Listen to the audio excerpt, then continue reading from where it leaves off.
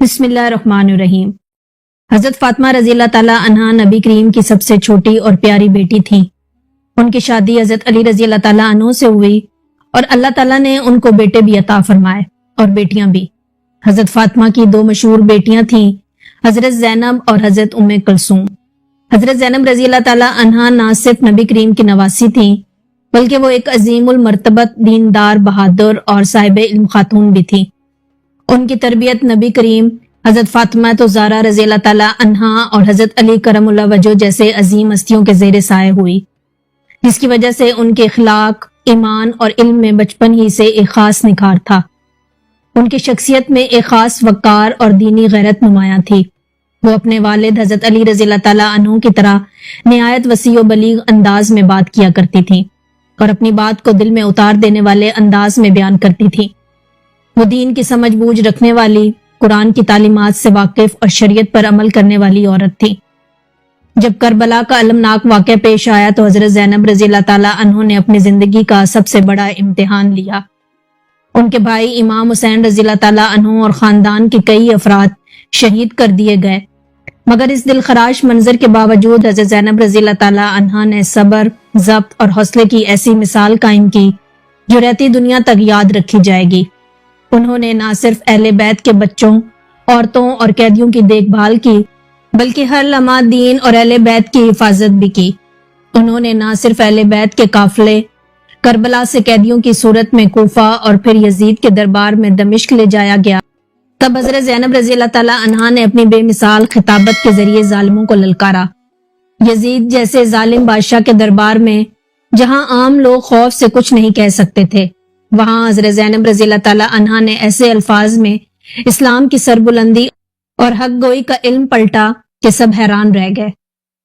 ان کے الفاظ میں اللہ پر یقین، امام حسین رضی اللہ تعالیٰ عنہ کی شہادت پر فخر اور ظلم کے خلاف اعلان حق تھا۔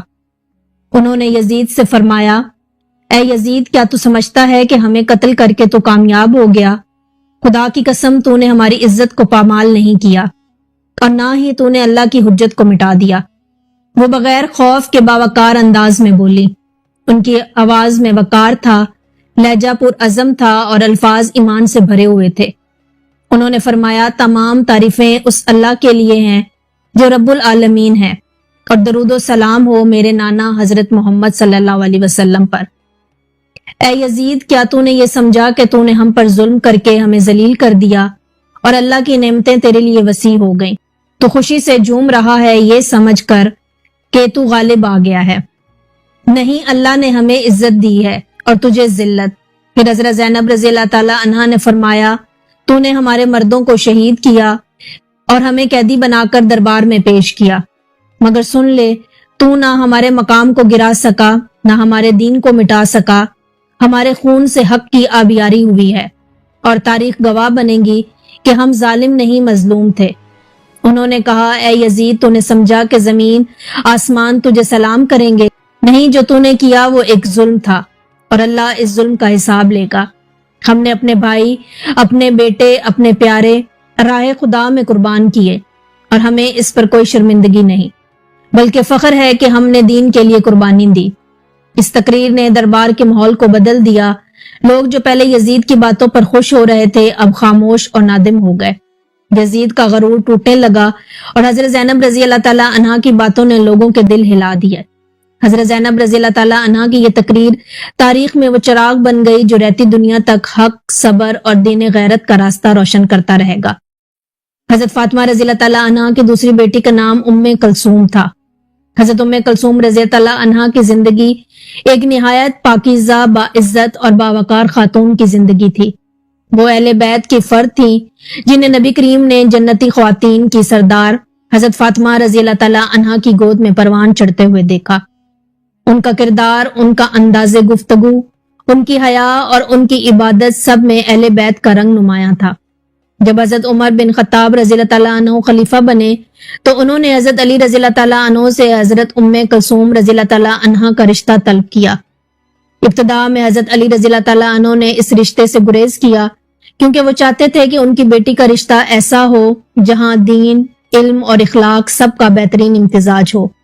حضرت عمر رضی اللہ تعالیٰ عنہ نے پھر فرمایا، میں اس نکاح کا خواہاں اس لیے ہوں کہ رسول اللہ سے میرا رشتہ مزید قریب ہو جائے اور ان کے خاندان سے میرا تعلق جڑ جائے۔ یہ سن کر حضرت علی رضی اللہ تعالیٰ عنہ نے نکاح پر رضامندی ظاہر کر دی اور یہ نکاح سن 17 ہجری میں مدینہ منورہ میں عمل میں آیا۔ حضرت عمر رضی اللہ تعالیٰ عنہ نے اس نکاح میں مہر میں حق ادا کیا جو کہ اہل بیت کی عزت کے مطابق تھا۔ نکاح کے بعد حضرت ام کلثوم رضی اللہ تعالیٰ عنہا نے حضرت عمر رضی اللہ تعالیٰ عنہ کے ساتھ ایک باعزت اور سادہ زندگی گزاری۔ وہ نہایت ادب، محبت اور دینی ماحول میں رہتی تھی۔ حضرت عمر رضی اللہ تعالیٰ عنہ بھی ان کا بہت احترام کرتے تھے کیونکہ وہ جانتے تھے کہ وہ ہمیشہ ان کی مدد کرتی رہی ہیں۔ رسول اللہ صلی اللہ علیہ وسلم کی نواسی ہیں۔ ان دونوں کے ہاں ایک بیٹا پیدا ہوا جس کا نام زید بن عمر تھا۔ زید نہایت ہی نیک، عبادت گزار اور شریف طبیعت کے حامل تھے۔ چہرے پر نبی کریم کی جھلک دکھائی دیتی تھی، جیسا کہ بعض روایات میں ذکر آتا ہے کہ حضرت ام کلثوم رضی اللہ تعالیٰ عنہا کی وفات کی تاریخ کے بارے میں مختلف اقوال ہیں، لیکن مشہور قول کے مطابق کوئی حضرت عمر رضی اللہ تعالیٰ عنہ کی شہادت کے بعد کچھ عرصہ زندہ رہیں اور پھر مدینہ منورہ ہی میں وفات پائی۔ میں امید کرتی ہوں کہ آپ کو ہماری آج کی ویڈیو بھی پسند آئی ہوگی۔ اگر ہماری ویڈیو پسند آئی ہو تو ہمارے چینل کو سبسکرائب کریں۔ ملتے ہیں نیکسٹ ویڈیو میں، تب تک کے لیے مجھے دیں اجازت۔ اللہ حافظ۔